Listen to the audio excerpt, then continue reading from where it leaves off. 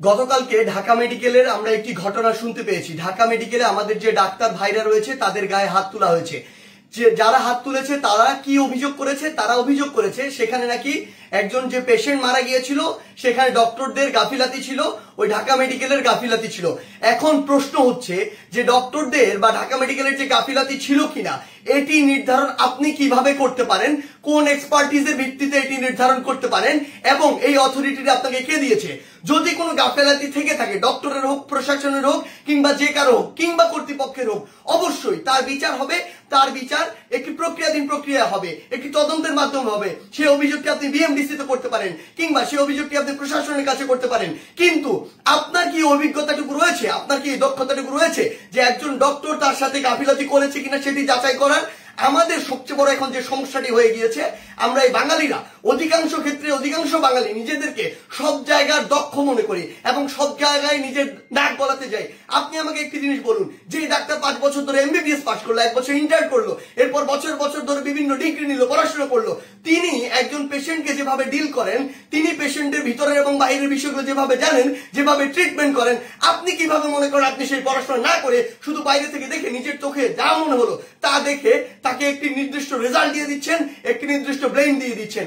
আমাদের জায়গা থেকে স্পষ্ট বার্তা, এরকম একটি ব্লেম দিয়ে আসলে যখন আপনি একজন ডক্টরের গায়ে হাত তুলেন তখন আপনি যে কাজটি করেন সেটি আমরা বৈষম্য বিরোধী ছাত্র আন্দোলন আমাদের জায়গা থেকে কোনোদিনও সমর্থন করতে পারি না। আপনাদের যদি কোনো অভিযোগ থাকে সেই অভিযোগটি আপনি জানাতে পারতেন। আমরা জানি আমাদের এই পুরো প্রসেসটিতে, এই ছাত্র জনতার অভ্যুত্থানে ডক্টররা কিভাবে ওই হসপিটালের ভিতর থেকে, ওই ইমার্জেন্সি থেকে তাদের ভূমিকাটি রেখেছে। আমরা দেখেছি যখন কিছু সরকারের পাঁচাটা স্পিরিট, ডক্টরদের যে স্পিরিট, সেই স্পিরিটটি যাদের মধ্যে নাই, এমন গুটি কয়েক ডক্টর যখন ওই ছাত্র জনতার গণঅভ্যুত্থানে আমাদের আহত ভাইদের চিকিৎসা দিতে বাধা দিচ্ছিল, তখন অধিকাংশ ডক্টর নিজের জায়গা থেকে রিস্ক নিয়ে আমাদের ওই ভাইদেরকে চিকিৎসা দিয়েছিল। এমন অধিকাংশ ডক্টর রয়েছে যারা ডক্টরদের স্পিরিটটি ধারণ করে এবং আমাদের এই পুরো সময়টিতে আজকে পর্যন্ত আমার হসপিটালে যে আহত ভাইগুলো রয়েছে তাদেরকে নিরবিচ্ছিন্ন সেবা দিয়ে যাচ্ছে, নিজের কথা চিন্তা না করে। সেই জায়গায় যখন এরকম করে কোনো একজন আমার ডক্টর ভাইয়ের উপর এভাবে হাতটি তুলে, আমরা এটি কখনো সমর্থন করতে পারি না। আমাদের জায়গা থেকে একদম স্পষ্ট একটি বার্তা, সেটি হচ্ছে যে আমরা প্রশাসনকে, মাননীয় স্বাস্থ্য উপদেষ্টা, ডিজি হেলথ সহ সকলকে একটি বিষয় স্পষ্ট করে বলতে চাই, আমাদের যারা মেডিকেলের ভাইরা রয়েছে, ইন্টার্ন ডক্টররা রয়েছে, কিংবা হসপিটালে যে ডক্টর ভাইরা রয়েছে, তাদের সাথে আমরা এই জায়গাটিতে একাত্মতা ঘোষণা করছি। তাদের নিরাপত্তার সর্বোচ্চ ব্যবস্থা করতে হবে। তারা দিনরাত 24 ঘন্টা আমাদের জন্য কাজ করছে, অথচ কেউ একজন চাইলো আর একটা ব্লেম দিয়ে তাদের গায়ে এসে হাত দিয়ে দিল, এটি আমরা আমাদের জায়গা থেকে কখনো মানতে পারি না।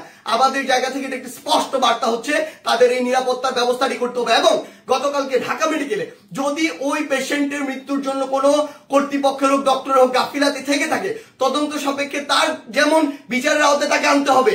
কিন্তু গতকালকে ওই আমার ডাক্তার ভাইয়ের গায়ে যে হাতটি তুলেছে, অপারেশন থিয়েটার থেকে বের হওয়া একজন ডক্টরকে, তার অবশ্যই দ্রুততম সময়ের মধ্যে তাকেও গ্রেফতার করে তাকেও বিচারের আওতায় আনতে হবে।